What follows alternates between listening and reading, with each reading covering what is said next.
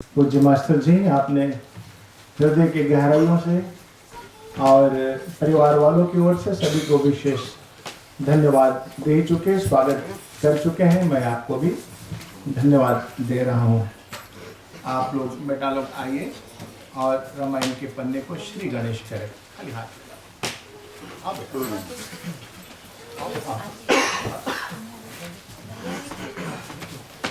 ओम सर्वभ्यो देवभ्यो सर्वभ्यो ब्रह्मभ्यो सर्वभ्यो तीर्थभ्यो नमः। उस तरफ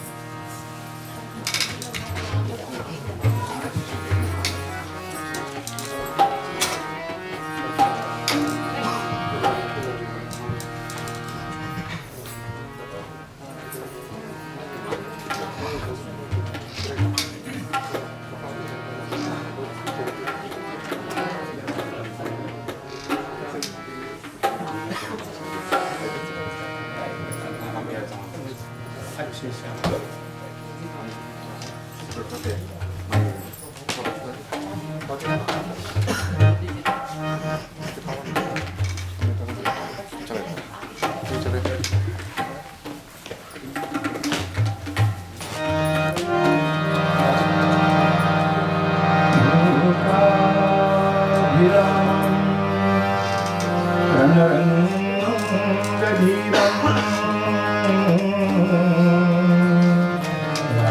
राजीवनेत्रं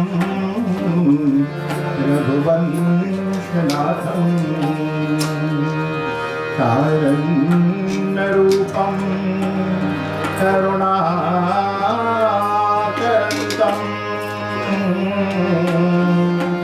श्रीरामचन्द्रं शरणं प्रपद्ये। मनोजवं मारुततुल्यवेगं जितेन्द्रियं बुद्धिमतां वरिष्ठं वातात्मजं वानरयूथमुख्यं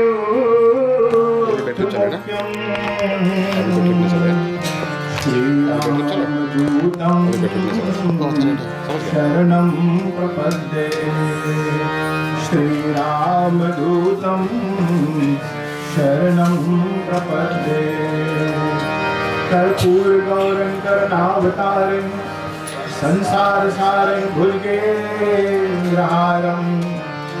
सदा वसन्तं हृदयारविन्दे भवं भवानी सहितं नमामि।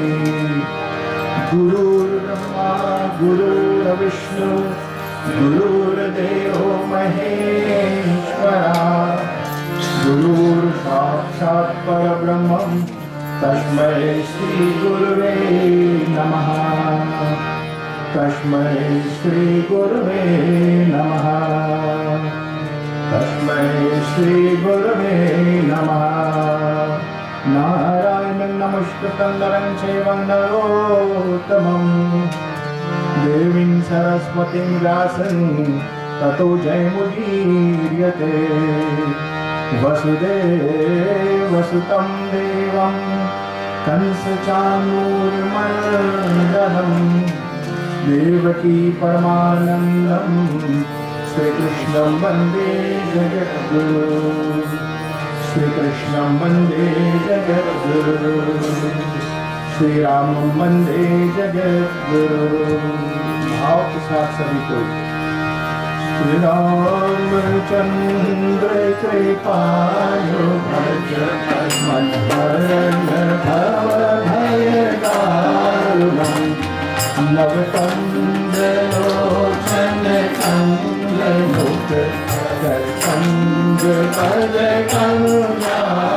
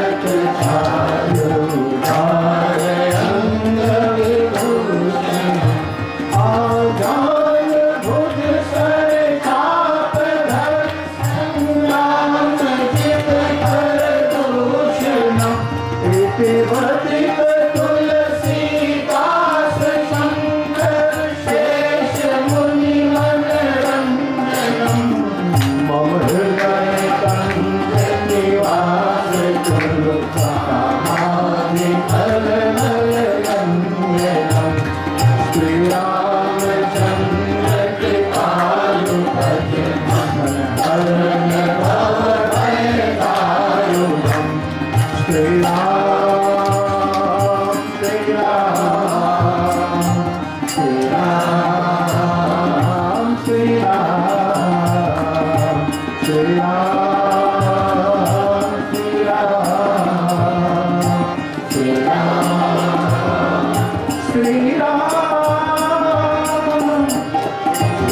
रामचंद्र कृपालु भज मन भय दारुणम बोलिए सीतापति मयारा पुत्र भगवान श्री रामचंद्र की उमापति महादेव की राधेव कृष्ण कन्हैया लाल की नौ दुर्गा मैया की श्री हनुमान जी महाराज की सब संतन की रामायण महारानी की इस भूमि की सद्गुरुदेव की सनातन विश्व धर्म की जय।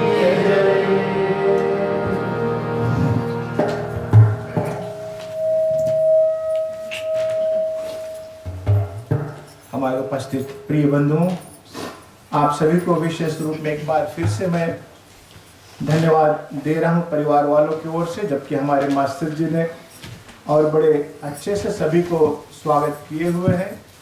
और विशेष धन्यवाद इन परिवार वालों को, जबकि आज हम सभी परिवार वालों के लिए इस विशाल पंडाल का निर्माण कराते हुए और आज इस गंगा स्वरूपिणी और इस कथा का अनुष्ठान अपने द्वार पर कर रहे हैं। मैं परमात्मा से विशेष प्रार्थना करूंगा जो इस यज्ञ का अनुष्ठान हुआ है निस्वार्थ भाव से। जबकि अर्जुन ने कृष्ण से पूछा कौन भक्त आपको प्रिय है, स्वार्थ या निस्वार्थ? भगवान कृष्ण का अर्जुन मेरा भक्त जो निस्वार्थ सेवा करते हैं, कोई कामना नहीं है। जैसे भोजन करना जरूरी और वस्त्र पहनना जरूरी, एक छोटी सी झोपड़ी में रहना जरूरी, इसी तरह परमात्मा का भक्ति करना नितांत जरूरी है। कोई जरूरत मन से नहीं हुआ, यूं ही निस्वार्थ सेवा। जो निस्वार्थ सेवा होती है सच्चा भक्ति, सच्चा सेवा है। और जो भक्त भगवान से कुछ मांगते नहीं है, भगवान उनको सब कुछ देता है, उनको मांगने की जरूरी नहीं है। जैसे एक वृक्ष का रोपण हम करते हैं, हमारा कर्तव्य है वृक्ष की सेवा करना, वृक्ष बीज अंकुरित हो जाए, खाद मसाला डालना, तो हमारा सेवा से वो वृक्ष हमको फल देगा। तो इसी तरह परमात्मा एक विशाल वृक्ष है और उनकी सेवा करेंगे तो फल जरूर मिलेगा निस्वार्थ भाव से। तो रामायण के आधार पर श्री हनुमान जी की कथा का जो संकल्प हुआ है, जबकि जब तक हम कोई आधार नहीं रखेंगे हनुमान जी की, तो कथा बिना आधार के चल ही नहीं सकती। जैसे कोई मकान बनाए तो पहले मकान का फाउंडेशन मजबूत होना चाहिए, तभी आपका मकान बड़ी मजबूती के साथ में स्थिर रहेगी। अगर फाउंडेशन मजबूत नहीं है तो मकान कोई भी समय विक्षेप हो सकती है। आज जिस ग्रंथ रामायण महारानी, जिस पर हम अपने विश्वास का दौलत लेकर के बैठे हुए, जिस रामायण महारानी की कथा को सबसे पहले शंकर भगवान ने अपने मन में रखा था, अपने मन में रखा था, और फिर पाए सुसमय शिवासन भाका, समय पाकर मैया पार्वती को सुनाया था। फिर ये कथा 4 घाटों पर चली, शंकर भगवान पार्वती के सानिध्य में, फिर यज्ञबलक मुनि महाराज भरद्वाज जी को सुनाया, इलाहाबाद प्रयागराज त्रिवेणी संगम पर, फिर इसके बाद काकभूषण महाराज जो एक पंक्षी था गरुड़ को सुनाया, फिर हिंदी भाषा के सम्राट महाकवि गोस्वामी तुलसीदास जी ने संतों को सुनाया था। तो इसी तरह हनुमान जी की कथा का जो आधार है, जब तक हम राम जी की स्तुति नहीं करेंगे और राम जी की अवतार का प्रकरण नहीं लेंगे, तभी तक हनुमान जी के विषय में हम समझ नहीं पाएंगे। जैसे कृष्ण को समझने के लिए आपको राम को समझना पड़ेगा, और जो राम को पहचान लिया उसको कृष्ण की पहचानने में कुछ दिक्कत नहीं होगा, और जिन्होंने राम को नहीं पहचाना है वो कृष्ण को कभी नहीं पहचान पाएगा। इसलिए रामायण एक राम जी की जो विशिष्ट अवतार का जो प्रकरण है, जब तक वो प्रकरण नहीं होगा मेरे भाई बहन इस कथा के अंतर्गत, तो हनुमंत कथा अधूरी रह जाएगी। तो हम चले उसी प्रकरण को लेंगे जिसके तत्पश्चात भगवान राम जी का अवतार हुआ था। हर युगों में भगवान का अलग अलग रूप में वो परिणित होते हैं, अवतार लेते हैं, युग युगांतर, जन्म जन्मांतर। तो त्रेता युग में उस सबसे पहले कथा का जो पूर्व अवतार थी, जय विजय को श्राप मिला 3 जन्म राक्षस कुल में हो जाओगे। तो पहला जन्म उनका हिरण्यकश्यप हिरण्याक्ष की हुआ, भागवत कथा में बहुत विशिष्ट कथा है। फिर दूसरी जन्म उनका हुआ रावण कुंभकर्ण, और तीसरा वक्रदंत और शिशुपाल। जबकि परमात्मा ने उनको उद्धार करने के लिए अवतार लिए थे। तो जब त्रेता युग में वही जय विजय रावण कुंभकर्ण बनकर आए, तो रावण कुंभकर्ण विभीषण 3 भाई थे, बड़े प्रसिद्ध उग्र तपस्या के लिए। ब्रह्मा जी का ओम ब्रह्मणे नमः, ब्रह्मा जी प्रसन्न हो गए रावण के ऊपर। कहा रावण तुम्हारा तप पूर्ण हुआ है, क्या वरदान चाहते हो? रावण ने कहा मुझे अमर बना दो। ब्रह्मा जी ने कहा ये तो विधाता के हाथ से बाहर है, जन्म हुआ है तो मृत्यु निश्चिंत है, इसलिए अगर कोई और वरदान मांगना हो तो आप मांग लो। तो रावण ने कहा कि ठीक है, अगर अमरत्व को नहीं प्राप्त तो मुझे ना इंसान और बानर छोड़कर कोई मुझे बध ना करे। ब्रह्मा जी ने कहा तथास्तु। और फिर कुंभकर्ण को विलोका, तही विलोक मन विस्मय भय हूं। जब कुंभकर्ण को विलोका तो कुंभकर्ण क्या वरदान चाहता था कि मैं 6 महीना जागूं और 1 दिन सोऊं। तो ब्रह्मा जी ने सोचा अगर ये राक्षस सतत 6 महीना जागेगा तो दुनिया को चौपट कर देगा, इसलिए इनको 6 महीना जागना नहीं, इनको 6 महीना सूतना चाहिए। तो दुनिया में कुछ कुछ प्राणी ऐसे होते हैं जो सोए हुए उनको जगा दो, और कुछ कुछ प्राणी ऐसे होते हैं जो सोए हुए हैं तो उनको सूतने दो। तो उनमें से कुछ जीव ऐसे मनुष्य स्मृति में लिखा हुआ है कि एक कटा कुत्ता अगर सोया उसको मत जगाओ, नहीं तो आप जानते क्या होगा, सोया हुआ सर्प भी शांत में है तो उनको भी मत छेड़ो, नहीं तो फना उठाएगा। एक छोटा बच्चा अगर माँ उसको स्नान कराकर दूध पिलाकर सुला देती है तो उसको भी मत जगाओ, नहीं तो माता जी काम नहीं कर पाएगी। और एक नशा में धुत व्यक्ति सोया हुआ है उसको भी मत जगाओ, नहीं तो उसको नहीं मालूम क्या कर देगा। एक बार 2 नशेड़ी एक बार 2 नशे में धुत व्यक्ति दिल्ली में घूम रहे थे, सुना कि गेटवे ऑफ इंडिया बड़ा अच्छा स्थान है, घूमने के लिए गए, नशे में झूम रहे हैं। तो जब गेटवे ऑफ इंडिया के बिल्कुल करीब पहुंचता है तो बोले देखो अगर हम लोग सीधे चलेंगे तो हो सकता है ऊपर वाली छत सीमेंट का बना हुआ कहीं सर में टकरा जाए तो माथा फूट जाएगा। रहा तो बहुत ऊंचा, वो उनसे बहुत नीचा था, लेकिन नशे की हालत में। तो कहा कि थोड़ा झुक जाओ, दोनों झुक कर जाने लगे। फिर कहने लगे बोले थोड़ा और झुको, मालूम नहीं इतनी में शायद टक्कर हो जाए। फिर थोड़ा बेंड हो गए, बोला नहीं थोड़ा और हो जाओ, फिर और बेंड हो गए, थोड़ा और हो जाओ, फिर ज्यादा बेंड हो गए, उनका नाक तो छूने लगा। बोले हम सोचता है ऐसे ठीक नहीं है, ले लो बकैया खींच कर जाएगी कहीं ऊपर से। ये सब बवाल आपस में चल ही रही थी, उसी समय से पीछे सब ट्रैफिक जैम हो गया। एक पुलिस वालों ने दिया दोनों को एक डंडा सर पर, बोले देखो लेट कर आया फिर भी लग गया ठोकर। नशे की हालत में सब हो जाती प्रिय बंधु।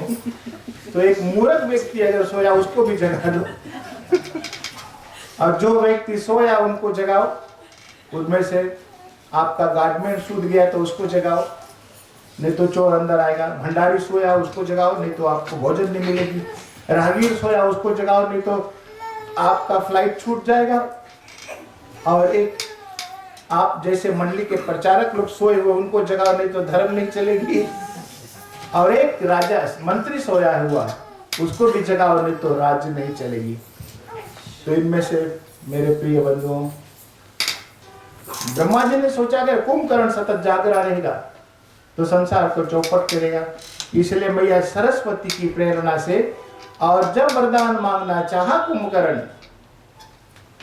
तो मां सरस्वती उनकी जिह्वा पर बैठ गई। 6 महीना जागने का वरदान, 1 दिन सूतने का वरदान मांगना चाहता था, परंतु विधाता की पराक्रम देखेंगे। मांगे सी नींद मास षटकेरी, मांगे सी नींद मास षट। हे विधाता, अगर मेरे ऊपर प्रसन्न हो तो मुझे वरदान दे दो, मैं 6 महीना सतत सोऊं और 1 दिन जागूं।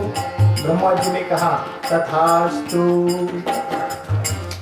और फिर जब भविष्य को देखा, कहीं भी लोग मन विस्मय भय हो तो कुंभकर्ण को हुआ, लेकिन भविष्य को जब दृष्टिपात किया, जब देखा, तो भविष्य की मन की विषय जो था ब्रह्मा जी जान जाते हैं। और ब्रह्मा जी क्या जाना कि भविष्य तो जन्म जन्मांतर श्री राम जी के चरणारविंद का प्रेमी बनना चाहता है। तो विधाता से कहा ब्रह्मा जी से कि हे विधाता, अगर मेरे ऊपर प्रसन्न हो तो जन्म जन्मांतर मेरा अनुराग, मेरा प्रेम भगवान श्री राम जी के चरणारविंद में हो। एक भविष्य एक ऐसा था लंका में जो राम भक्त हुआ था मेरे भाई। तो रावण को जब वरदान मिल गया तो अत्याचार करना शुरू किया और कहा कि धर्म को अपने कानों से हम सुनना नहीं चाहते हैं, बिल्कुल नहीं सुनना चाहते। धर्म को अधर्म में परिवर्तित करने लगा। और बाबा जी ने कुछ चौपाइयों का भी चित्रण दिया है रामायण के आधार पर। बड़ी प्रसिद्ध चौपाइयां जो हमारे मंडली के लोग सब अच्छे से जानते होंगे। बाढ़ ये खल बहु चोर जो आया, बाढ़ ये खल बहु चोर जो आया, तेलंपट पर धर पर दारा, तेलंपट पर धर पर दारा। माँ नहीं मात पिता नहीं देवा, माँ नहीं मात पिता नहीं देवा, साधुन से करवा वही सेवा, साधुन से करवा वही सेवा। गिरिशरी सिंधु पार नहीं मोही, गिरिशरी सिंधु पार नहीं मोही, जस मोहि गरुड़ एक परलोही, जस मोहि गरुड़ एक। रावण का हुक्म हुआ कि हम धर्म नहीं सुनना चाहते, धर्म को अधर्म में परिवर्तन। खल पुल बढ़ने लगे, सारे खल चोर जो है चोरी चमारी होने लगे। माता पिता को मानने वाला कोई नहीं, साधुन से करवा वही सेवा, संत से अपना सेवा कराते हैं। रावण भी संतों से कर मांगने के लिए दूतों को भेजा। संतों के पास, बेचारे के पास कुछ नहीं, उनकी उंगली काटकर खून घड़ा में भराया रावण। और वही ऋषियों का खून का श्राप था, जिस राज में रहेगा वो सर्वनाश हो जाएगा। रावण ने सोचा वो राज्य सर्वनाश हो जाएगा। तो रावण का, जनक जी महाराज का विरोधी था रावण, कहा कि एक दिन ये कसर हम लेंगे। जनक जी महाराज एक बार कुछ धार्मिक वार्तालाप चली, रावण को मालूम हुआ कि जिस राज्य में ये रहेगा वो सर्वनाश हो जाएगा, तो मेरा लंका क्यों सर्वनाश हो। जनक जी के भक्ति के भूमि में उन्होंने खूनों को गड़ंत कराया। जबकि अकाल पड़ गई, राजा ने हल चलाया, तो वही धरती से सीता मैया की उत्पत्ति हुई, वही लक्ष्मी स्वरूप में। प्रेम से बोलिए पूजा देवी सीता मैया की जय। धर्म सुधी नहीं काना, इतना अधर्म रावण। रावण सबको रुलाता, जो रुलाता है किसी को रावण कहा गया। इसीलिए किसी को दुख देकर रुलाना मत, हो सके तो समाज में सभी को हंसाना। ये राम और कृष्ण की वृत्ति है। जो रुलाता है वो रावण है, जो हंसाता है वो राम और कृष्ण है। इसलिए कभी किसी को दुख देकर रुलाना मत। वो तो सहन कर लेंगे लेकिन परमात्मा से सहन नहीं होगा। इसलिए सबका कल्याण हो, सभी का भला ये करो कामना,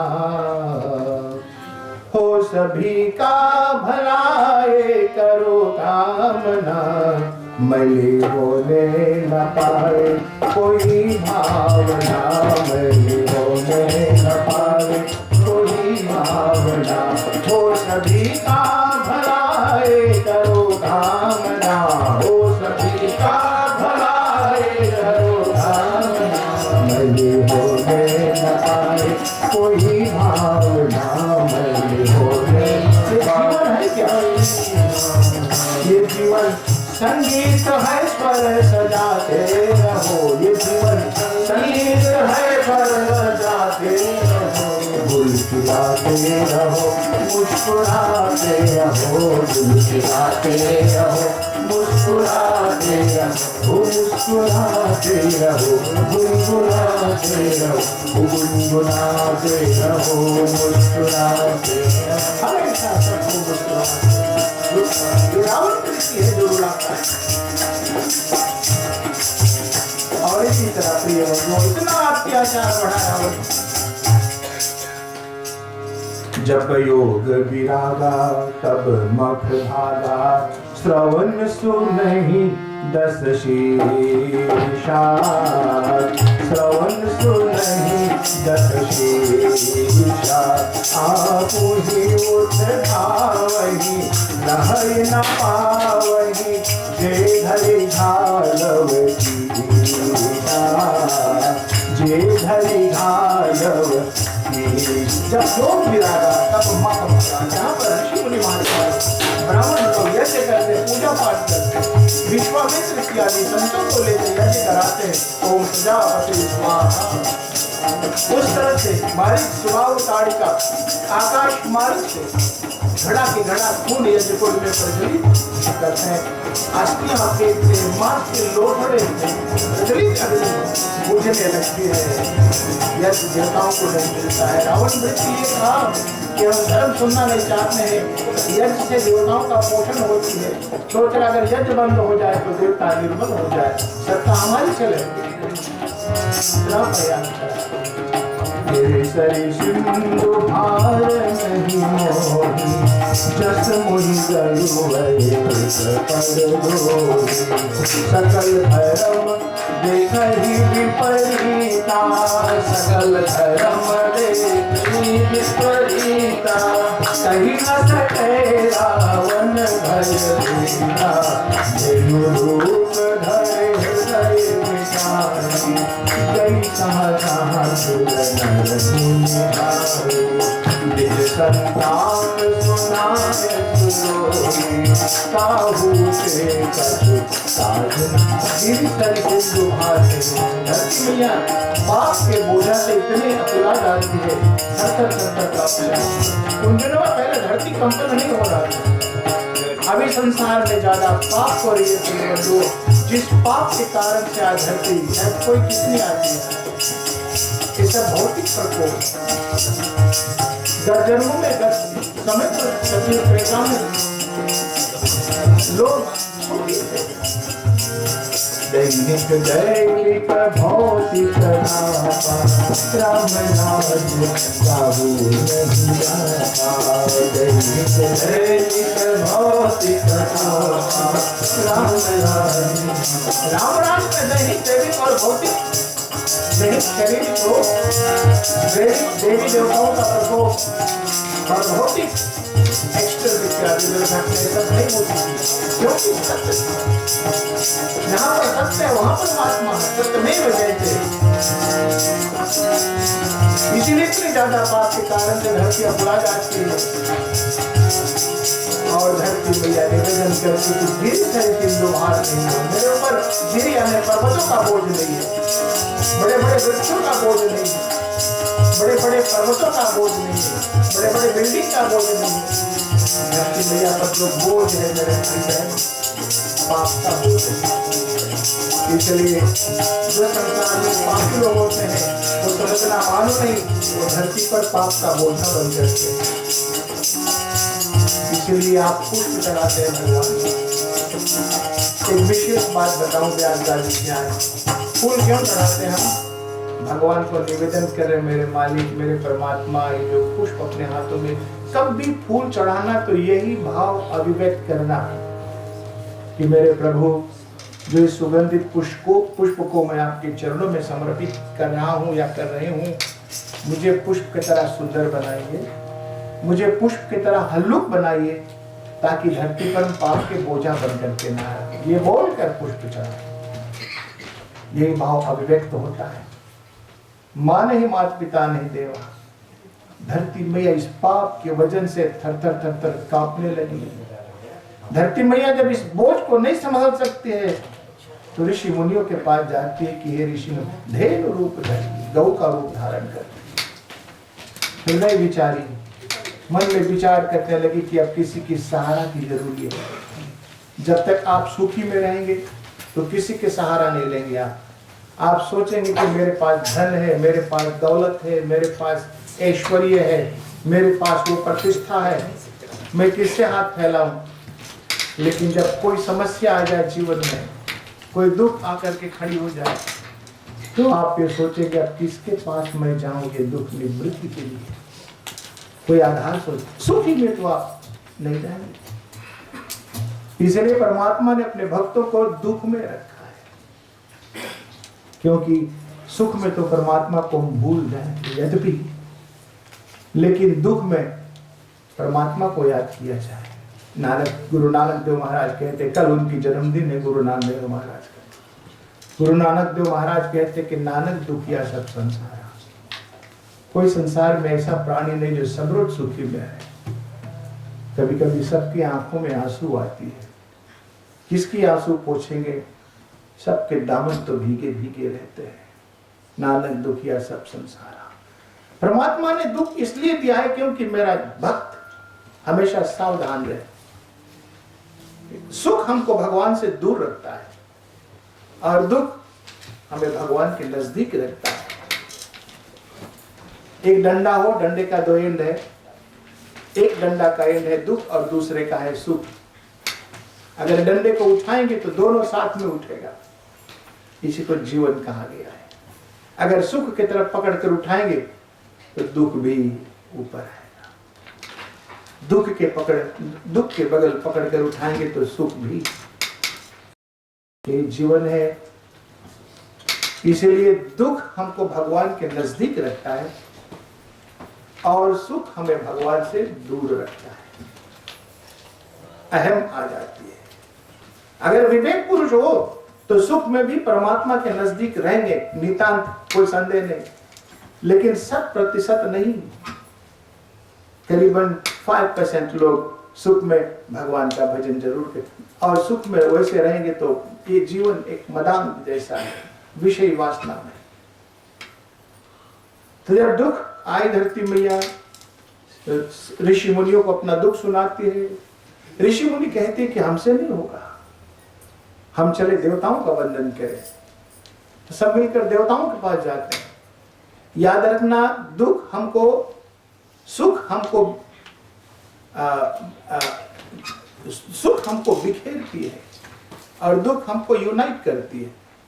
धरती पर जब दुख आए तो धरती अकेली थी, लेकिन अब यूनाइट हो रहे हैं। यूनाइट कहते हैं, united we stand, divided we fall. अगर हम सदा संगठित रहेंगे तो जैसे 5 उंगली, एक बार 5 उंगलियां में झगड़ा हो गई, गुरु जी कहे थे 5 उंगलियां में झगड़ा हो गई। ये कहने लगी मैं बड़ी, ये कही मैं बड़ी, ये सब अपने अपने बड़प्पन देने लगे। तो एक एडवाइजरी काउंसिल के पास गए, बोले हमारे में झगड़ा हो गई है। बोले क्या झगड़ा? सब अपना शिकायत देने लगे, मैं बड़ी, मैं बड़ी, मैं बड़ी। अब आप बताइए महाराज, हम में से कौन बड़ी है?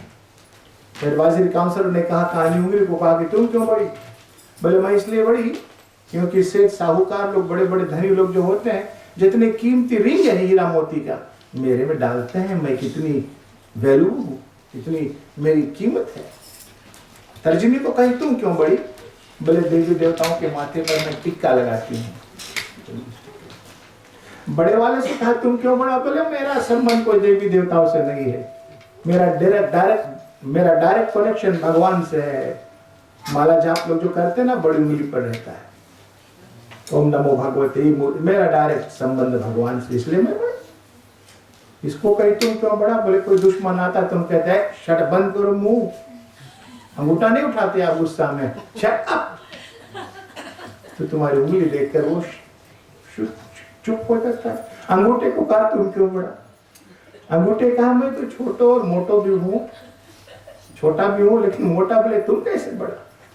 बोले जब 4-5 लड़के रहते हैं ना, पिता जब बूढ़ा हो जाता है तो जाते हैं दफ्तर में, वकील साहब के लगे बताते कागज बना दो भैया, इतना प्रॉपर्टी बड़े वालों को, इतनी प्रॉपर्टी मझले वालों को, सब प्रॉपर्टी बनकर तैयार। बोले लाओ बाबा धरो अंगूठाया, तो मेरे पर सब ट्रांसफर होता है। इससे मैं बड़ा।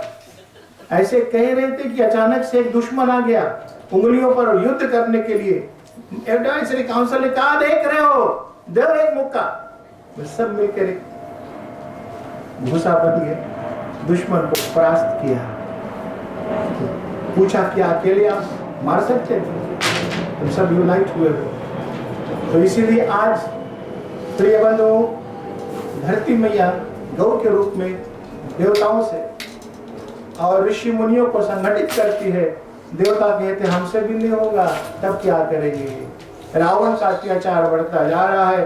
सब मिलकर विचार करने लगे। देवताओं ने कहा कि हम चले सृष्टिकर्ता ब्रह्मा जी के पास, वो हमारा दुख निवृत्त कर सकेंगे। अब सब मिलकर कहाँ जा रहे हैं?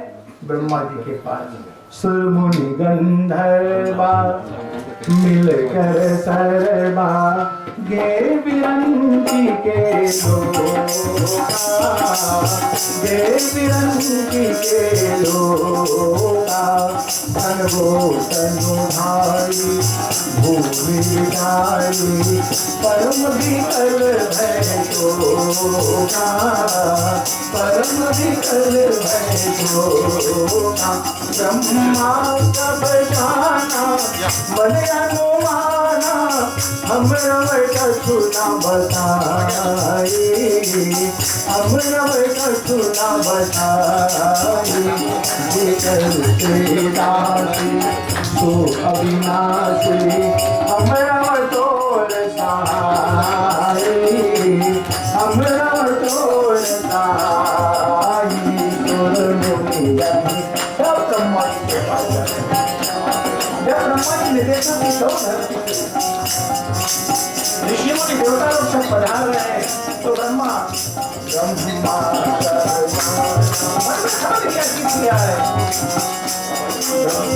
जब जाना मन अनुमाना, किया है अनुमान किया। सब देवताओं को कहते हैं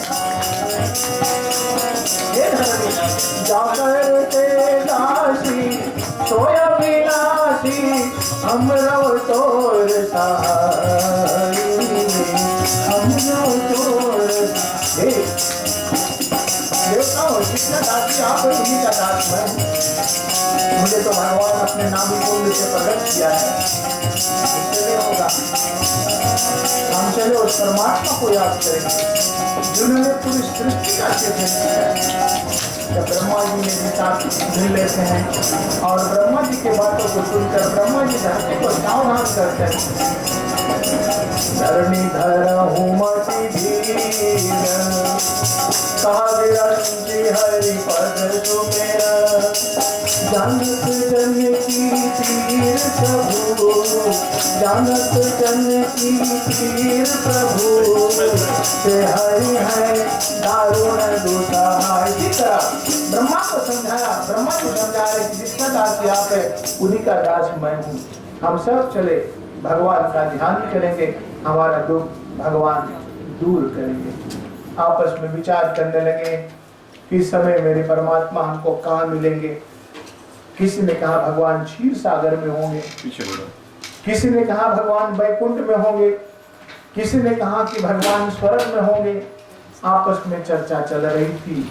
ये विषय उनमें जब चल रही थी तो इस प्रसंग को भगवान शिव जी माता पार्वती को कैलाश पर्वत पर सुना। इसी प्रसंग को तो भगवान शिव जी कह रहे कि हे भगवती, तेही समाज गिरजा में रहे हूँ, अवसर पाए बचन एक कहे हूँ।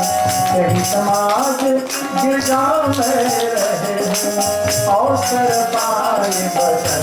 वो समाज कृष्ण भगवान कह रहे मैं ही था।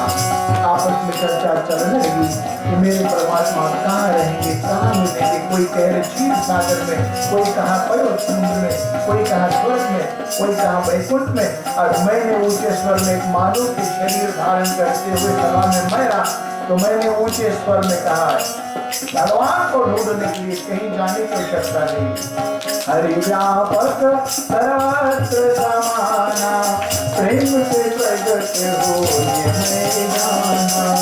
अब जग में प्रभु रहित विरागी, अब जग में प्रभु रहित विरागी, प्रेम से प्रगट हो ये जिम्मेदारी। हरि व्यापक सर्वत्र, भगवान सर्वत्र है, सर्वत्र में मेरे मालिक है। दुनिया में कोई ऐसा स्थान नहीं है जहाँ पर मेरे परमात्मा है। अग्नि में है, जल में है, पौध में, वृक्ष में, हमारे में, आप में। प्रहलाद ने कहा पिता मेरे हरि एक खंबे में है। हिरण्यकश्यप ने कहा कि तुम्हारा हरि एक खंबे में है, तो देखूंगा खंबे में तुम्हारे हरि को। और एक मुष्टिक प्रहार किया खंबे पर। नरसिंह रूप धरि हरि नाम धर डालो, जय प्रहलाद तुम्हारो हाय हाय हो, जय प्रहलाद तुम्हारो।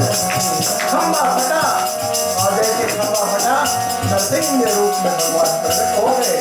नर है, नरसिंह है, इसलिए कभी मत सोचो कि भगवान मुझे कहाँ मिलेंगे। हमारा शरीर एक मंदिर है। 4 मंदिर के आधार पर हमारा जीवन आधारित है मेरे भाई बहन। 4 मंदिर के आश्रित हमारा जीवन है। और 4 मंदिरों में पहला मंदिर लोग साल में 1 वर्ष तीर्थ करने के लिए जाते हैं। भारत में लोग रहते तो बोले चलिए इस बार हरिद्वार गंगा स्नान कर लें, या पुष्कर चले जाए, या द्वारका चले जाए। कभी कभी आप भी अपने तीर्थ समझकर तो फिजी जाते होंगे भाई। फिजी कोई देश नहीं है, फिजी हमारा अमानत है, फिजी हमारा जन्मभूमि है, फिजी हमारा स्वर्ग और वैकुंठ है। अभी जुलाई में हम अमेरिका में थे, लोग आपस में चर्चा करने लगे हम आप फिजी नहीं जाएंगे, बहुत प्रॉब्लम, बहुत ज्यादा गर्मी, बहुत मच्छर, बहुत मुसीबत। बैठे बैठे हम सुन रहे थे। दूसरे दिन हमने कथा में लाया कि भैया वहीं पर हमारा जन्म हुआ है। लाल लाल चाय पीकर, मकई जिस इमली के पेड़ के नीचे बैठकर खाएं, कड़ी धूप में आकर काम करने के बाद बस्ते के झल्लू में झूले थे। आज वही फिजी में स्थिति है। अपना जन्मभूमि स्वर्ग से भी बढ़कर है। फिजी को कभी भूलना मत, गौरव रखना। कुछ भी हो, कितना भी संकट, उसको समझना है मेरे लिए एक सौभाग्य था कि मैं उस अपने देश जाकर किया। एक जंगल में एक वृक्ष के डाल में 2 पंछी बैठे थे। ध्यान से सुनना।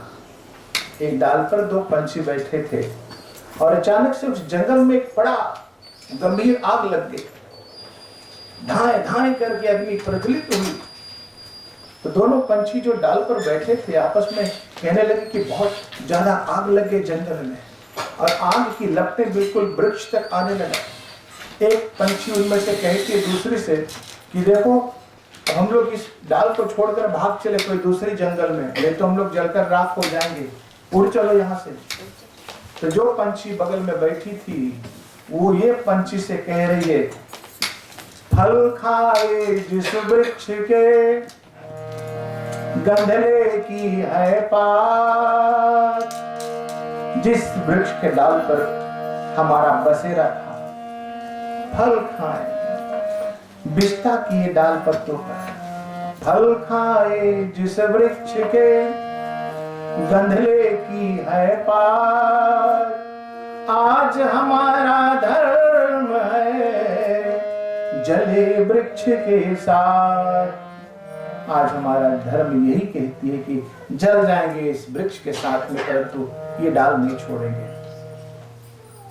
तो 4 मंदिर के बीच में हम केंद्रित है। पहला मंदिर हमारा साल में एक बार आप तीर्थ करने के लिए जाते हैं, हर हफ्ता नहीं जाते हैं।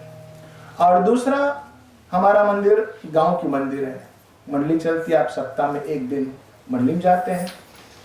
और तीसरा मंदिर हमारी घर की मंदिर है, जहाँ एक छोटी सी बॉक्स बना है, उसमें भगवान को पधराएं, दीपक जलाते हैं।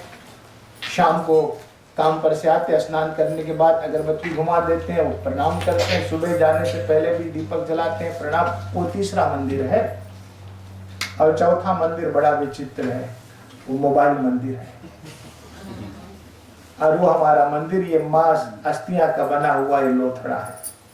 ये मंदिर हम जी हाँ, मन मंदिर, धन्यवाद, मन के मंदिर। मंदिर इक्वल्स टू मन के अंदर, मन के अंदर का भावना वही मंदिर है। मंदिर की जो बिल्डिंग बनती है ना, वो मन के अंदर के भावना है, उसी को मन के अंदर का स्थिरता ही मंदिर है। तो इसलिए 4 मंदिर। इसलिए मैं कहता हूँ, शंकर भगवान ने कहा, हरि व्यापक सर्वत्र समाना, प्रेम से प्रकट होए मैं जाना, अग जग में प्रभु रहित, अग्नि में, जल में, पवन में, वृक्ष हमारे में, आप सब में मेरे मालिक बसे हुए हैं। तो सब मिलकर भगवान की स्तुति कर रहे हैं। सब खड़े हो गए, हे सुरों के नायक, जय जय सुर नायक, जन सुखदायक, प्रणत पाल भगवान, प्रणत पाल भगवान, जय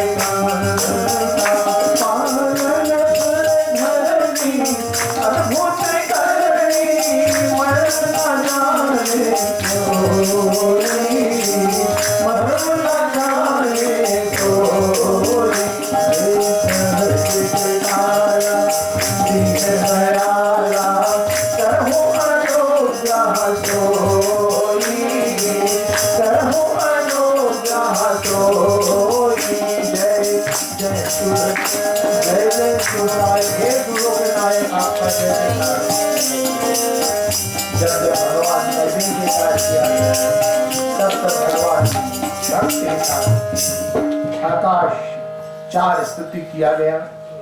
ब्रह्मा जी मिलकर और देवताओं सहित ऋषि मुनि धरनी आंखों में आंसू है, हे स्वरूप के नायक पधारिए। रावण का अत्याचार बढ़ता जा रहा है। आकाश में कहते हैं आवाज होने लगा, सबकी दृष्टि आकाश, आवाज आया, हे धरणी, हे ऋषि मुनि महात्मा, देवतागण, धैर्य धरो, धरणी धरहु मति धीर, कह विरंचि हरि पद सुमिर, जानत जन की पीर प्रभु, ते हरि है दारुण दुसहा, धरणी धरहु मति धीर। भगवान ने सावधान किया कि धरणी धीरज रखो। दशरथ महाराज के पास जब संतान नहीं थे, गुरु वशिष्ठ मुनि महाराज के पास जाते हैं। एक राजा का हुक्म प्रजा पर चलता है, अपितु गुरु पर नहीं चलता है। परंतु दशरथ महाराज गुरु की आज्ञा से ही राज्य सत्ता का संचालन करते हैं। उनके जीवन में जो कुछ भी करना होता है, गुरु ग्रह तुरत गयव महिपाला, चरण लागे, जो कुछ भी करना था उन्हें, निसंतान के लिए उन्होंने प्रार्थना की। वशिष्ठ मुनि महाराज ने कहा, राजन धरहु धीर होई है सुत। यहाँ पर भी गुरु ने भी कहा कि धरणी धरहु धीर।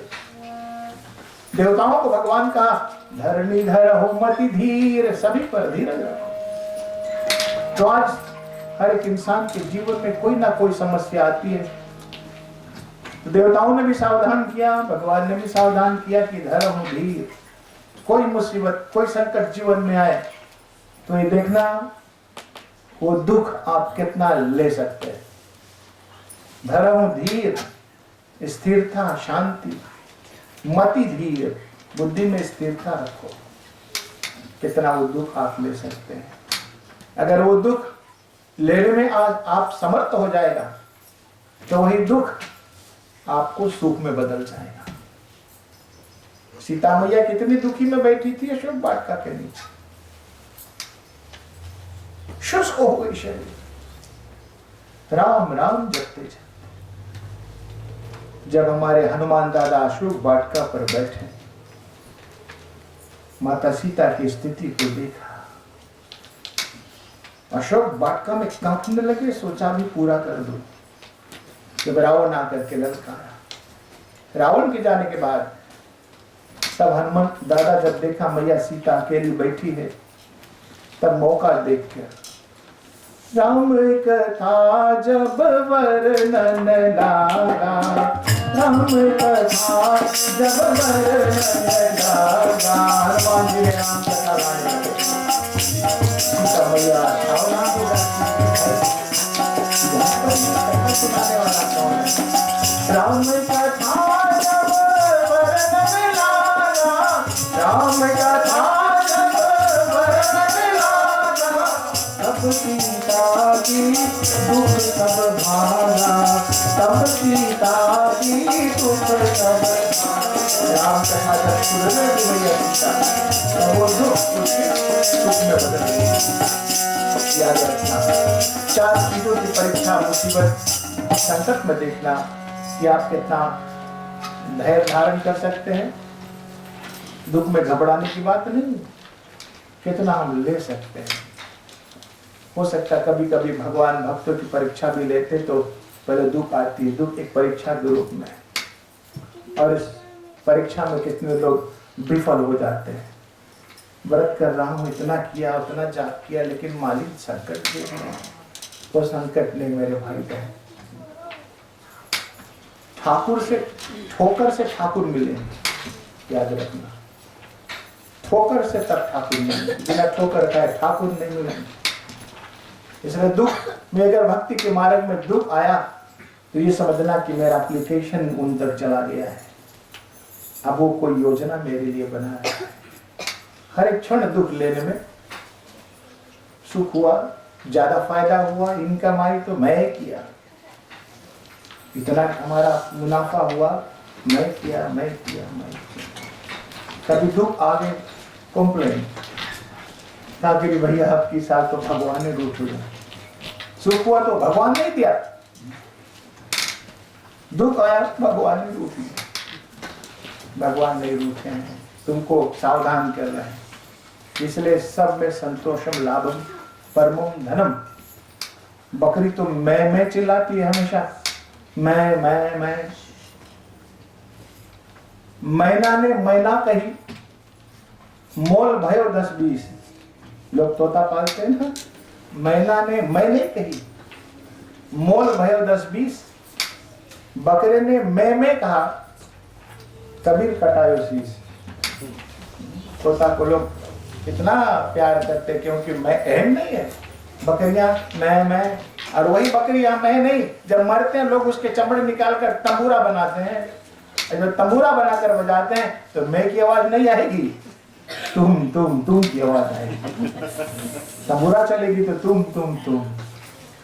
तुम ही हो माता पिता, तुम ही हो बंधु सखा, तुम ही हो माता पिता, तुम ही हो बंधु सखा, तुम ही हो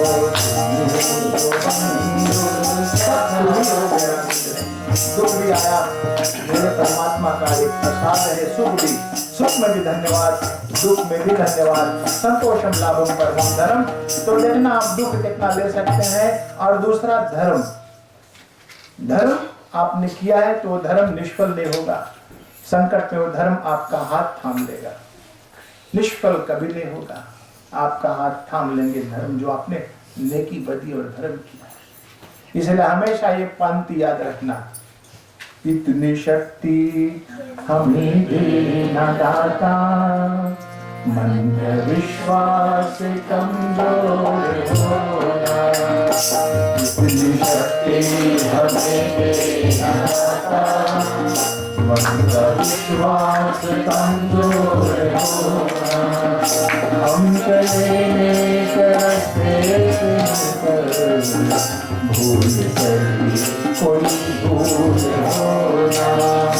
इतनी शक्ति हमें देना दाता, मन का विश्वास कमजोर होना। ये न सोचो हमें क्या मिला है, ये न सोचो हमें क्या मिला है। प्रकरण है, कभी मत सोचना मेरे मालिक तूने मुझे क्या दिया है। आप मेहनत करेंगे, भगवान आपको छप्पर फाड़ करके देगा। कभी ना सोचो कि तूने मुझे क्या दिया। ये न सोचो हमें क्या मिला है, ये तो सोचो किया क्या है अर्पण। हमने क्या सेवा किया है, क्या समर्पित हुआ संसार। शक्ति हमें देना दाता, विश्वास कमजोर होना। विश्वास कमजोर होना, विश्वास कमजोर में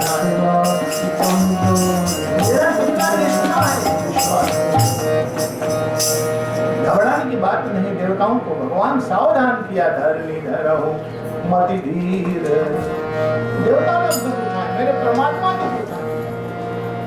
अगर हमको थोड़ा दुख हो गया तो काल कर्म और ईश्वर ही मिथ्या दोष लगाए। भगवान को हम झूठा आरोप लगाते, मेरे मालिक नहीं सुन रहा है।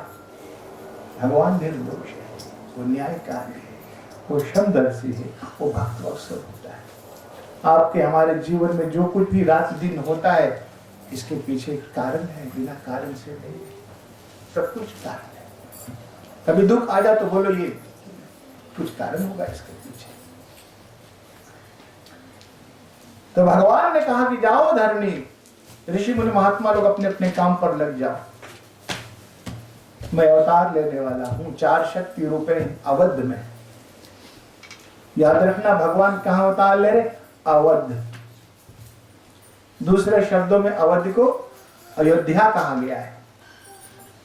वध के मतलब होता है जहां हत्या हो, जो मारा जाए, उसको वध कहा गया है। अवध जहां पर हत्या ना हो, योद्धा जहां पर मारकाट वाले एक एक योद्धा लोग होते हैं। और अयोध्या को योद्धा नहीं कहा, अयोध्या। अयोध्या में कोई योद्धा नहीं थे मारकाट करने वाले, और ना वध करने। अवध जो हिंसक नहीं, मारकाट वाले योद्धा नहीं, तो मेरे परमात्मा कहां आएंगे? वहीं पर आएंगे। इसलिए हिंसक मत बनो, जो बद मत करो, यहां तक नहीं तो यही में दुर्गा सुहा, यही में मुर्गा सुहा। अपने पेट को एक हम कब्रिस्तान बना दिए। कितने मुर्दा दफनाया गया, इसमें विचार किया गया कभी? मेरे भाई बहन थोड़ा सावधान हो जाओ, कम करो इसको। बोले मालिक ने बनाया है तो खाया जाए। मालिक मुर्गा हमारे लिए नहीं बनाया है। जब भगवान ने बनाया है तो पत्थर बनाया, थोड़ा पत्थर भी चबाओ। विवेक से काम करो, नहीं तो कथनी करे आकाश के, करे गिद्ध के काम, तुलसी करो विचार के क्या भकुआ। थोड़ा कंट्रोल कर लो। 7 days इन अ वीक है तो कम से कम काटो, थोड़ा कम की करो, कम बोझा लगेगा। ये जो व्यास गादी है ना, ये जनरल स्टोर है, सब कुछ मिलेगा इसमें। इसीलिए ये ऐसा एक वर्कशॉप चल रहा है मेरे भाई बहन, जिसमें हम सब, एक नाव ऐसा है जिसमें हम सब चलेंगे। इस नाव को रखेंगे 5 दिन तक, ताकि हमको पार करा दे मेरे मालिक, तेरे परमात्मा। इसलिए कभी कभी जब हम कीर्तन वगैरह करते हैं या जय जयकार करते तो हाथ उठाते हैं ना, जय जयकार करते हैं। एक भैया ने गलत अर्थ इसका लगाया अमेरिका में, मंडली चल रही थी तो हम भी थोड़ा देर के लिए चलेंगे। बोले कभी कभी हाथ उठाया जाए, बोले हाथ नहीं उठाना चाहिए। तो बाद में किसी ने पूछा क्यों? बोले हाथ उठाने का भाव यही होता है कि भगवान हमको जल्दी बुला ले। तो हाथ उठाने का भाव ये होता है कि संसार एक समुद्र है, भवसागर कहा गया है, और इस भवसागर में हम तैरते हैं। ये अपने जीवन चार्य चलाने के लिए नौकरी करते, मेहनत करते, इसी में तैरते रहते ये दुनिया। लेकिन कभी कभी हाथ ऊपर उठा लो, मेरे मालिक हम तो सब आपके संतान हैं। तैरते हुए हाथ उठा दो, हम सब आपके आश्रित है, तभी जीवन धन्य हो जाएगा। अगर हाथ नहीं उठाते हैं तो फिर यही संसार में तैरते रह आकर 4,84,000 योनि भ्रमतिया जीव अविनाशी। ये रोटेशन चलती रहेगी। इसलिए बड़े भाग से मालूम करूं मेरे भाई बहन, मत समझना कि आज मैं कुछ, आप लोग मुझसे भी कितने विद्वान लोग यहाँ पर हो, कभी नहीं सोचना कि मैं कोई लेक्चर दे रहा हूँ, लेक्चर नहीं दे रहा हूँ, एक कथा सुना रहा हूँ, वाणी को पवित्र कर रहा हूँ, पवित्र कर रहा हूँ। तो कह रहे कि जाओ आप लोग अपने अपने काम पर लग जाओ, मैं 4 शक्ति रूपेण अवध में अवतार लेने वाला हूँ। और वहां से सब खुशी में अपने अपने जगह पर स्थान पर चले जाते हैं। और भगवान शिव जी जब इस आकाशवाणी को सुना कि मेरे परमात्मा अवतार ले रहे हैं अत्याचारी रावण के विनाश के लिए, तो ये प्रसंग जब भगवान शिव जी ने भी ध्यानस्थ किया तो उनकी आंखों में आंसू बहने लगे। मगन ध्यान रसदंड युगा पुलिमन बाहर की, रघुपति चरित्र महेश तबा वर्णन हर्षित के। मगन ध्यान में थे। भगवान आकाशवाणी में कहा कि आप लोग अपने अपने जगह पर चला जाओ, मैं 4 शक्ति रूप अवतार ले रहा हूँ अत्याचारी रावण के विनाश के लिए। ये प्रसंग जब भगवान शिव जी ने सुना तो भगवान शिव जी की दोनों आंखों से आंसू बहने लगा, शरीर पुलकित हो जाते हैं, रोंगटे खड़े हो जाते हैं। मैया पार्वती शंकर भगवान के सानिध्य में हाथ जोड़ करके प्रार्थना कर रही है, प्रभु अचानक से आपका शरीर पुलकित, रोंगटे खड़े हो गए, क्या सेवा करूं? भगवान शिव जी कह रहे कि हे देवी, जिस अपने इष्ट देव का मैं ध्यान कर रहा था उनका अवतार अयोध्या में होने जा रहा है अत्याचारी रावण के विनाश के लिए। मैं भी उचित समझ रहा हूँ कि मैं भी और अवतार लेकर भगवान राम की कार्य को सहयोग प्रदान करते हुए अत्याचारी रावण का विनाश करूंगा। जब ये प्रकरण माता पार्वती सुनी तो माँ पार्वती प्रश्न की, प्रभु ये तो बड़ा अजीब बात है, रावण आपका भक्त है, आपने उनको कितना वरदान दे दिया। एक भक्त आप पर आश्रित था, आपने उन्हें वरदान दिया और उस भक्त को वरदान देने के बाद फिर उसको विनाश करने के लिए आप अवतार ले रहे हैं। मेरी बात उतरती नहीं दिमाग में। भगवान शिव जी कहा कि हे भगवती, ये प्रसंग जाने को ये प्रसंग सब कोई नहीं जानते, सिर्फ मैं आपको बता रहा हूं। बात यह है कि मेरा 11 रुद्र रूप है, 11 शक्तियां से मैं परिपूर्ण हूं। और रावण ने 10 अंश का ही वरदान पाया है, उन्होंने 10 मस्तक काट कर भी हवन में डाल दिया और मैंने 10 अंश का वरदान उन्हें दे चुका हूं। और जो मेरा 11 अंश बचा हुआ है सुरक्षित, वंश को तो रावण छू नहीं पाया, सुरक्षित पवित्र है। उसी 11वां रुद्र रूप से मैं अवतार लेने जा रहा हूं। प्रिय बंधुओं, भगवान शिव जी प्रसंग को बताते हुए और फिर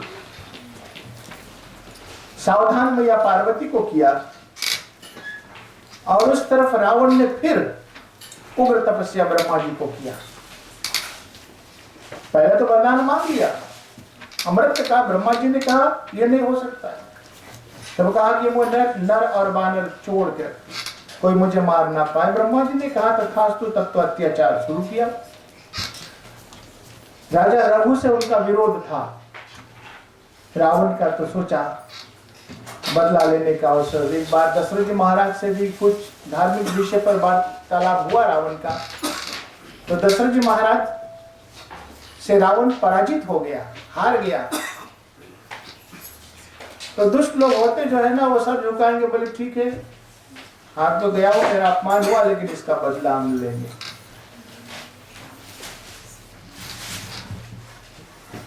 तो रावण सोचा कि रघु का वंश को मैं रोकने के लिए फिर ब्रह्मा जी का उग्र तपस्या किया।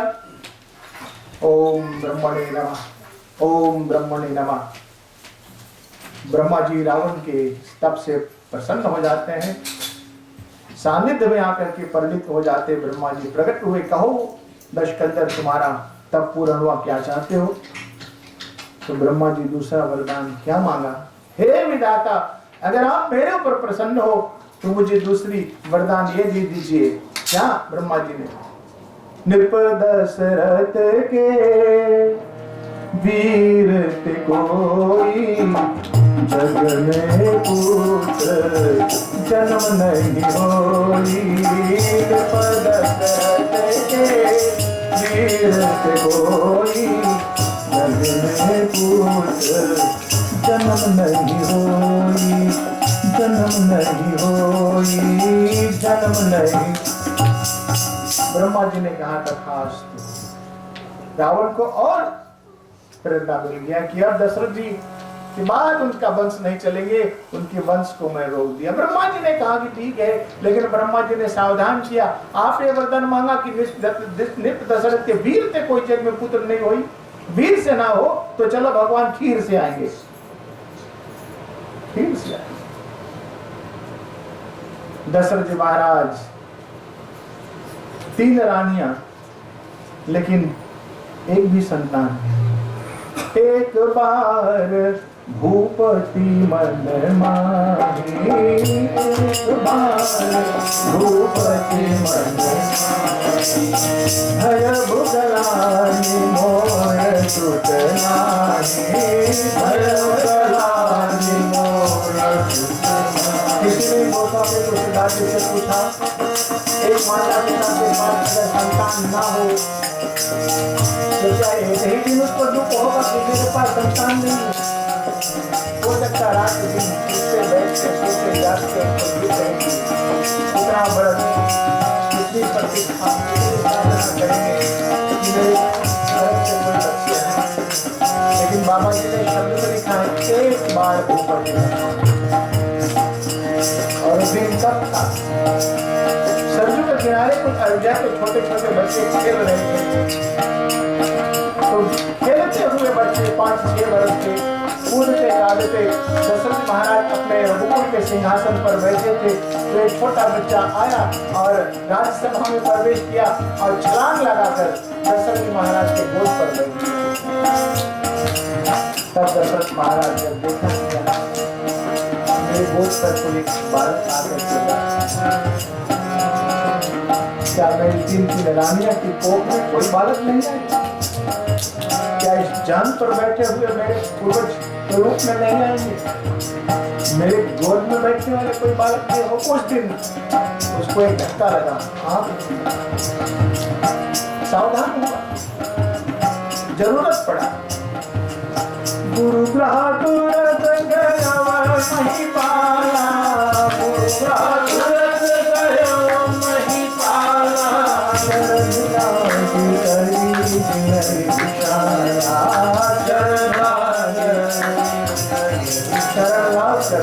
निवेदन किया गुरु जी, निज दुख सुख सब गुरु जी सुनाया, निज दुख सुख सब अपना दुख भी सुनाया, सुख भी सुनाया।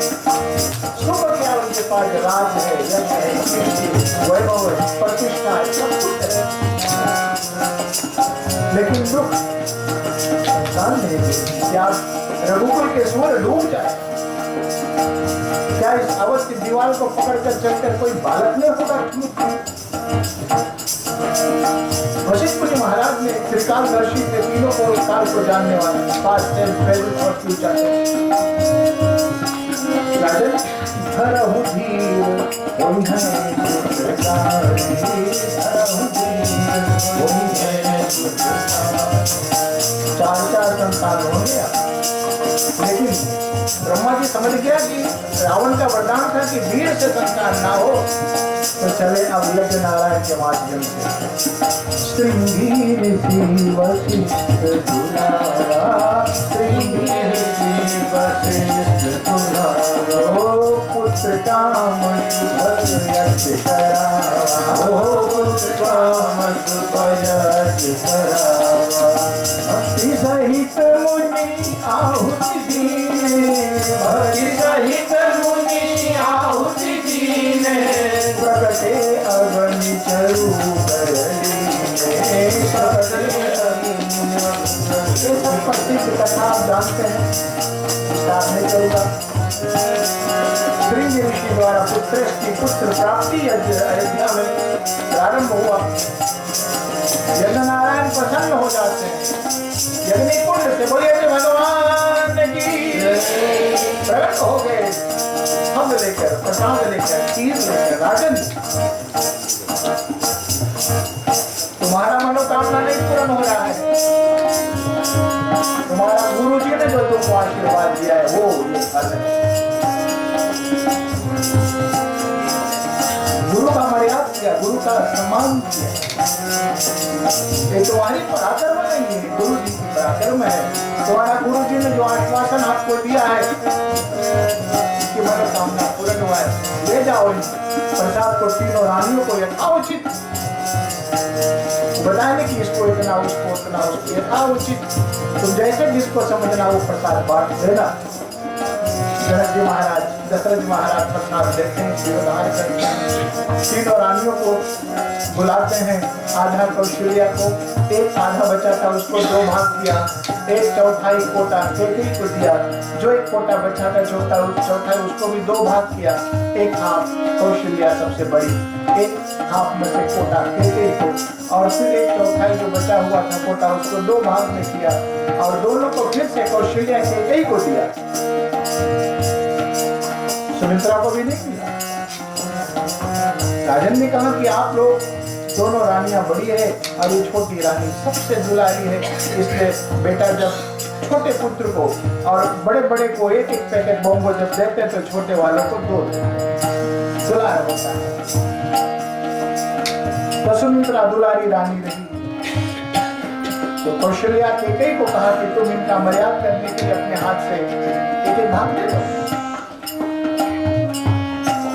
सुमित्रा अपनी आंचल फैलाती है और कौशल्या और केकई जब दो टुकड़े खीर उनके आंचल में देने लगी तो सुमित्रा की आंखों में आंसू उतर, इधर से दो भाग प्रसाद आया, इधर आंसू उतर। दोनों भाग हस्तगत हो जाने के बाद सुमित्रा की बहन, आपने हमारा मर्यादा सम्मान किया है, काश मेरे गर्भ से दो भाग के अंश से दो दो संतान हो जाएंगे। हे कौशल्या बहन, एक बेटे को मैं तुम्हारे पुत्र के साथ में और दूसरे को मैं तुम्हारे साथ में। वास्तव में हुआ ही ऐसा।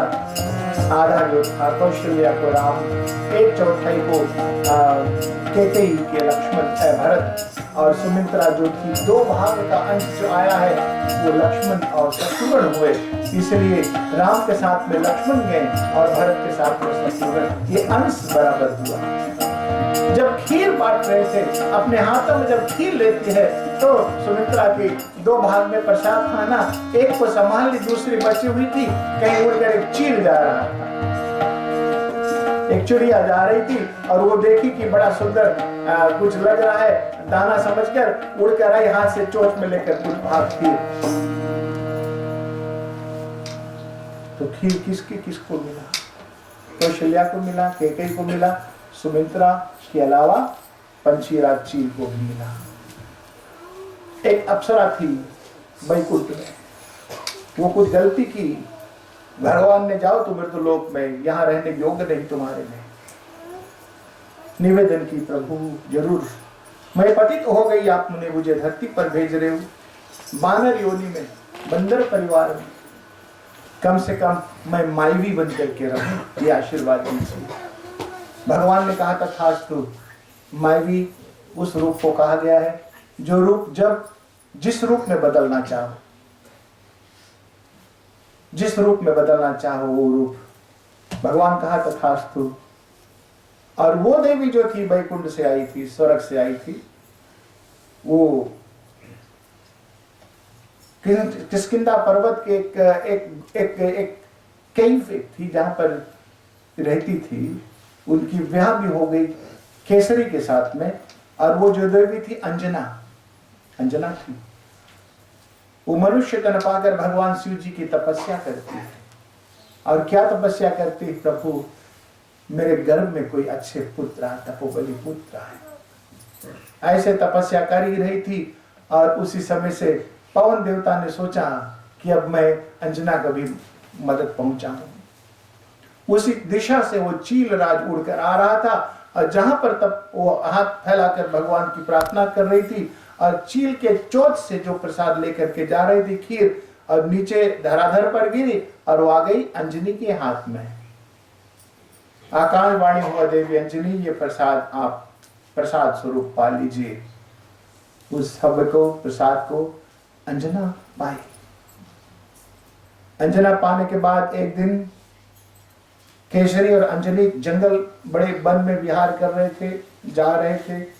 पुष्प वाटिका से शोभित थी। चिड़ियों का चुहुक, कोयलों का कुहुक, शीतल मन सुगंध बाहु। ऐसे समय से सुंदर पवन चल रही थी। पवन देवता भी प्रसन्न हो जाते हैं। और उसी समय आगे आगे केसरी, पीछे पीछे अंजना जाती थी। तो अंजना सोच रही, काश क्या अच्छा होता इस समय मैं एक स्त्री के रूप में हो जाऊं अपने पतिदेव के साथ में जाते हुए। बोलने की बात ही देर थी। अपने वानरी रूप से परिणित होकर एक सुंदर स्त्री, नारी के रूप में, सामान्य स्त्री के रूप में अपने पतिदेव के पीछे पीछे जा रही।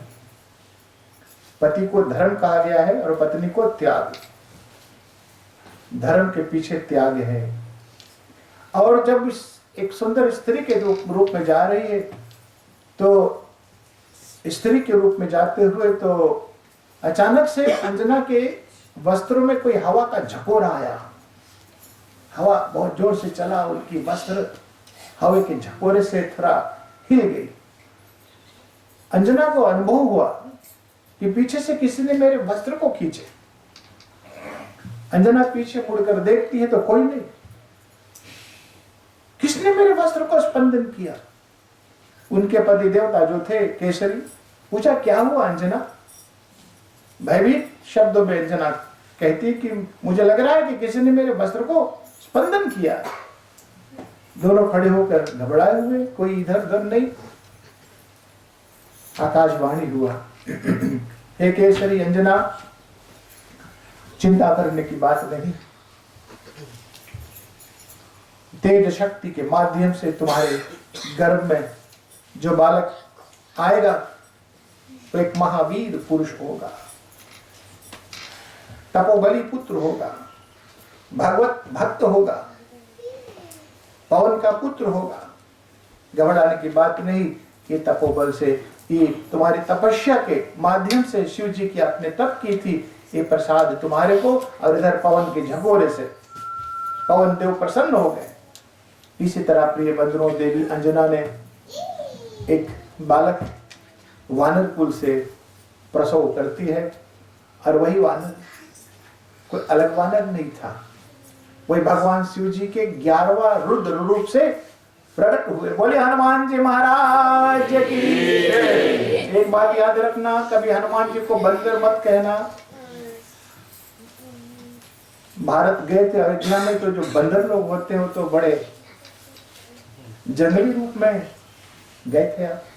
और गए, अगर कुछ लेकर के आप जाएंगे अपने हाथों में तो पलक मारते देर लगेगा, आपके हाथ से लेकर के छूट जाएगा।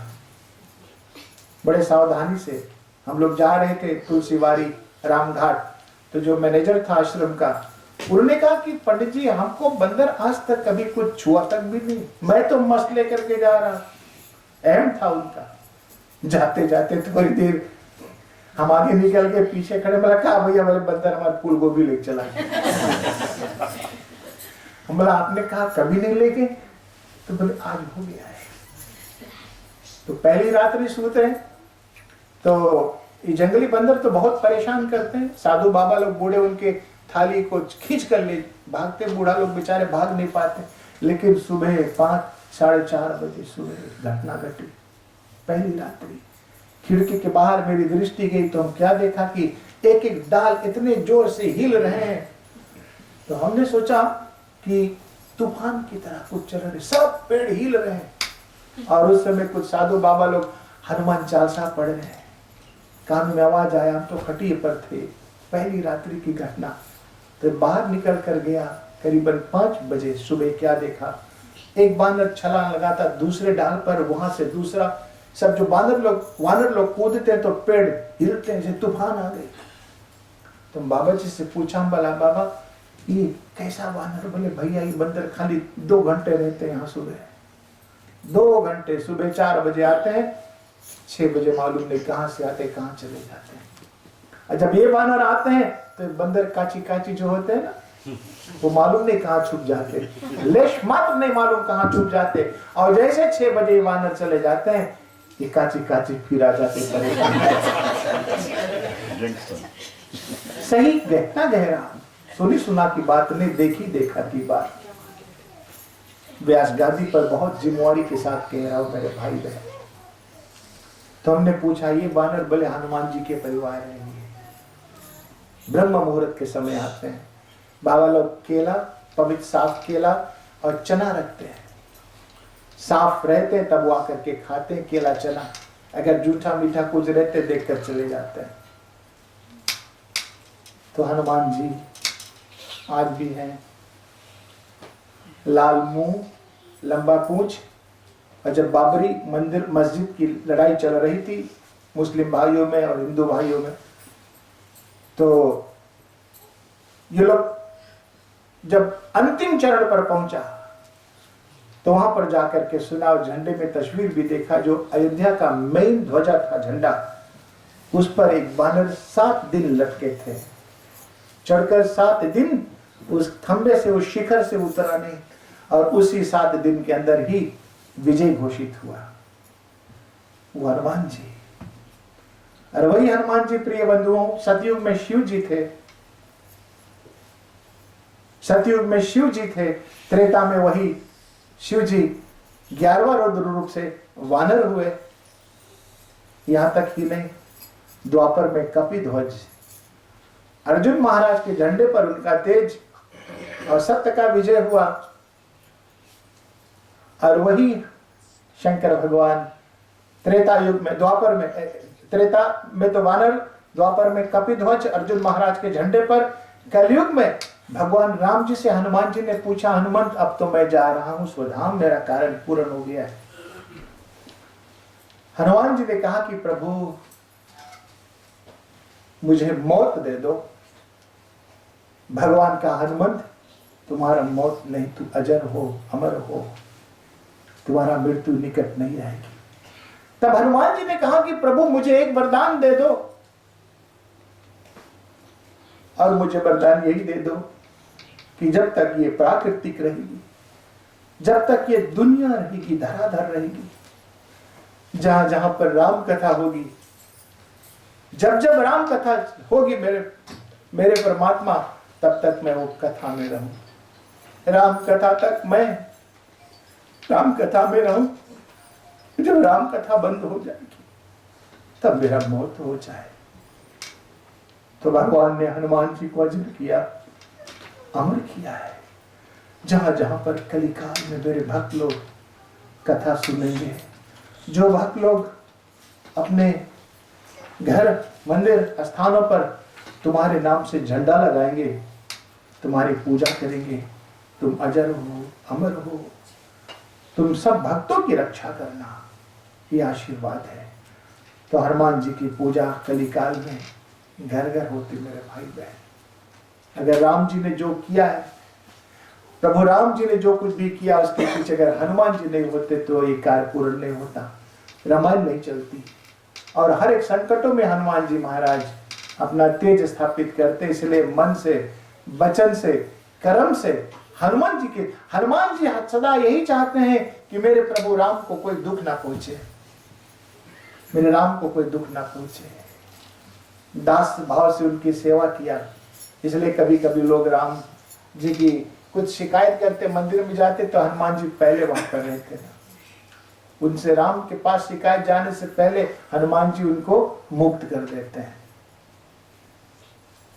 वो नहीं चाहते कि शिकायत मेरे प्रभु तक जाए। सच्चा भक्त सेवक वही होता है जो स्वामी तक नहीं पहुंचने से पहले उनके काम पूर्ण कर दे। राम दुआरे तुम रखवारे, होत न आज्ञा बिनु पैसारे। एक विनोद शब्द में आया है, राम दुआरे तुम रखवारे। अगर कोई जाते हैं होत न आज्ञा, उस एंट्री में होत न आज्ञा बिनु पैसारे, बिना पैसा के जरूरत, पैसा जरूरी नहीं, पैसा जरूरी नहीं राम जी के दर्शन में। ये विनोद में कह दिया हूं, लेकिन पैसारे के मतलब होता है प्रवेश। राम के द्वार से राम के पास जाने के लिए राम जी एंट्री प्रवेश कराते हैं, वो प्रवेश कराते हैं। राम जी का आनंद सेवा भक्त मेरे भाई बहन, आज स्थापना के साथ में हनुमान जी का वार्षिक पूजन हुआ, झंडा फहराया गया और उस झंडे के नीचे ही छत्र छाया सभी का हो। और शेष कथा कल ठीक 7:30 बजे आज आने के लिए आप सभी को बहुत बहुत धन्यवाद, बहुत आशीर्वाद। परिवार वालों की ओर से औपचारिक रूप में आरती का दर्शन करेंगे और आप लोग आरती 2 थालियां में उपलब्ध है। मैं धन्यवाद दे रहा हूं जो सूचना हमारे मास्टर जी ने दिए थे कि बहुत लंबा लाइन है, बहुत बड़े तादाद में आप आए हैं, बार बार ऐसा मौका मिलेगा नहीं। और जितने भी लोग आरती उतारना चाहते हैं आपको मौका मिलेगा, लेकिन पहले लाइन में जो रहने वाले 3 बार घुमा गए अपने पीछे वालों को देना, ताकि कम समय में जो भी कोई भक्त और आरती उतारना चाहते हैं आपको स्वागत किया जाए।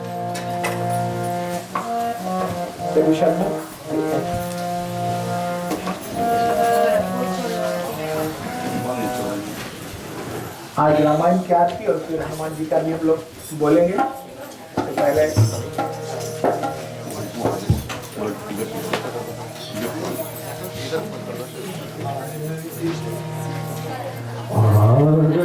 श्री राम मायन नीरत कली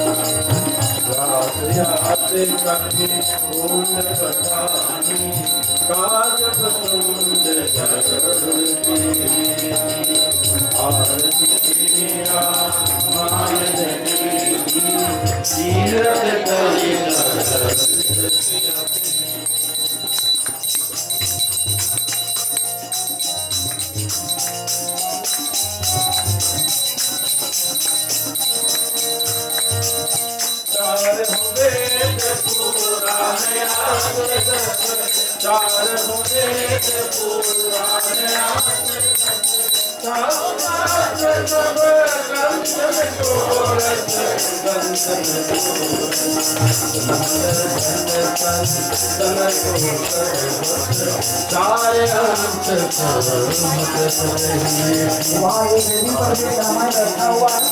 जो लोग वहाँ पर आरती उतारते हैं वहाँ यहाँ जरूरी नहीं, और जो यहाँ पर है तो वहाँ जाने की जरूरी नहीं, चले जो हो जाएगा।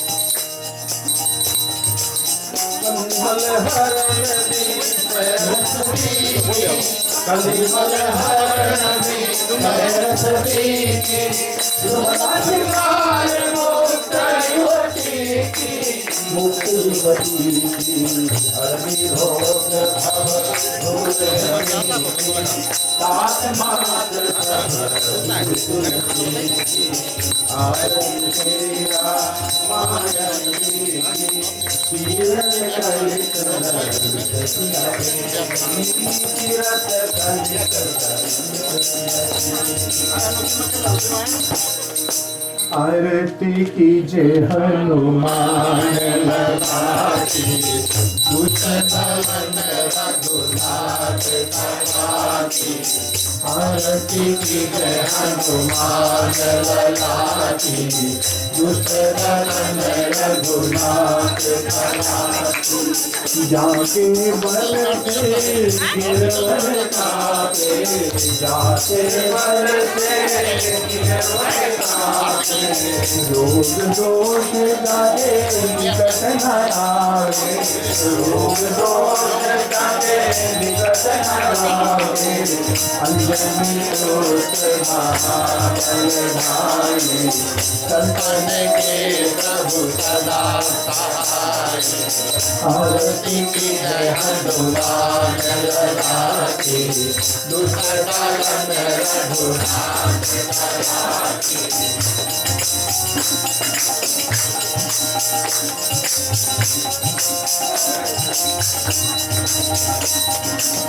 वीरा रघुनाथ पठाए, वीरा रघुनाथ पठाए। लंका सिया सुधिलाए, लंका सिया सुधिलाए। लंका को समुद्र दिखाए, आरती करत अंजना माए। आरती की जय हनुमान लगाती, दुष्ट दमन रघुनाथ कराती। जात पवन सुत बार नहाई, जात पवन सुत बार नहाई। लंका जारी असुर संहारे, लंका जारी असुर संहारे। किया नाम जितवार सहारे, आरती की जय हनुमान लगाती, दुष्ट दमन रघुनाथ कराती।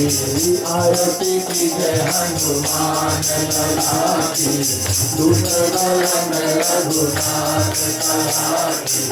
लक्ष्मण मूर्छित पड़य सहारे, लक्ष्मण मूर्छित पड़य सहारे। अनंत जीवन दान उबारे, अनंत जीवन दान उबारे। अति पताल तोड़ नमकारे, अहि रावण के भुजा उतारे। आरती की जय हनुमान लगाती, दुष्ट दमन रघुनाथ कराती। बाही भुजा असुर दल मारे, बाही भुजा असुर दल मारे। दाहिने भुजा संत जन तारे, दाहिने भुजा संत जन तारे। सुंदर मुनि जन आरती उतारे, जय जय जय हनुमान उतारे। आरती की जय हनुमान लगाते, दुष्ट दमन रघुनाथ कराते। कंचन थार कपूर लाउताई, कंचन थार कपूर की भांति आरती करत अंजना मारी आरती करत अंजना मारी जो हनुमान जी की आरती गावे बस वैकुंठ परम पद पावे लंका विध्वंस की रघुराई सुरति गण रघुबीर तिराई आरती जय हनुमान ज्ञाना की दुष्ट दलन रघुनाथ कला की आरती जय हनुमान ज्ञाना की दुष्ट दलन रघुनाथ कला की गौरं करुणावतारं संसार सारं भुजगेन्द्रहारं सदा वसन्तं हृदयारविन्दे भवं भवानी सहितं नमामि। मङ्गलं भगवान् विष्णु मङ्गलं गरुडध्वजा मङ्गलं पुण्डरीकाक्षु मङ्गलाय तनोहरि सर्वमङ्गलमाङ्गल्ये शिवे सर्वार्थसाधिके शरण्यत्र्यम्बके गौरी नारायणी नमोस्तुते नारायणी नमोस्तुते नारायणी नमोस्तुते। प्रेम से बोलिए सीतापति मर्यादा पुरुषोत्तम भगवान श्री रामचंद्र की उमापति महादेव की हनुमान जी महाराज की केसरी नंदन की अंजनी मैया की उमापति महादेव की नौ दुर्गा मैया की रामायण महारानी की सदगुरुदेव की संतन की इस भूमि की सनातन विश्व धर्म की सनातन विश्व धर्म की। धन्यवाद प्रिय बंधुओं, श्रद्धा से आप सबों ने आरती का दर्शन किए और आप बैठेंगे। आरती का दर्शन हनुमान चालीसा के साथ में और उसके बाद शुभकामना के साथ कथा विराम और प्रसाद महाप्रसाद। गुरु चरण सरोज रज निज मनि मुकुर सुहावना वर्ण रघुवर जो धाय कर फल बुद्धिहीन तनु जानकी सुनि रहो पवन कुमार बल बुद्धि विद्या देव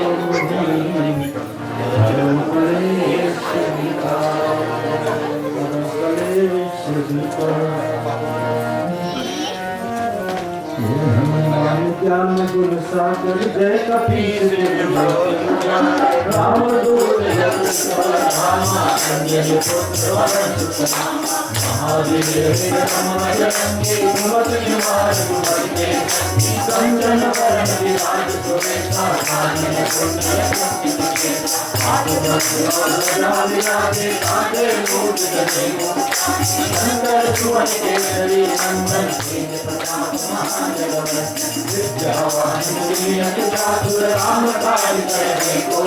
वो प्रभु तुम्हारी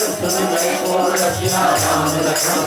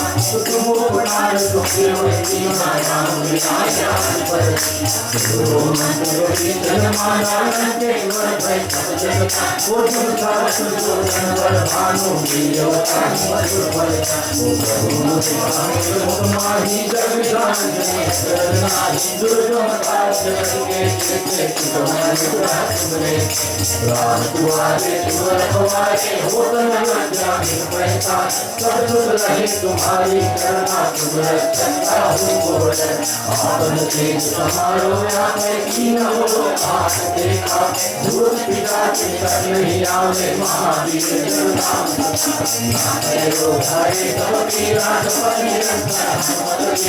संकट से हनुमान छुड़ावे मन वचन आजोला संपद राम तपस्वी राजा उनके काज सकल तुम साज और मनोरथ जो कोई लावे कोई अति मन बल पावे चारों जुग प्रताप तुम्हारा है प्रभु जगत दुनिया साधु संत के तुम रखवारे अतुल चंद्र नाम दुलारे भक्ति धरती के दाता असवर दीन जानकी माता राम रसायन तुम्हारे पासा सदा रहो रघुपति के दाता तुम्हारे भजन राम को पावे जन्म जन्म के दुख बिसरावे अंत काल रघुवर पर जाए जहाँ जन्म है भक्ति कहानी और देवता कीर्तन करही हनुमत के शरण तुम करही संकट नगर में जय भक्ति राजो तुम्हें हनुमत बलती जय जय जय हनुमान गोसाई कृपा करो गुरुदेव की नाहि जो सत बार पाठ कर कोई छूटे बंदी महासुत बोलो जाए हनुमान चालीसा होए कृष्ण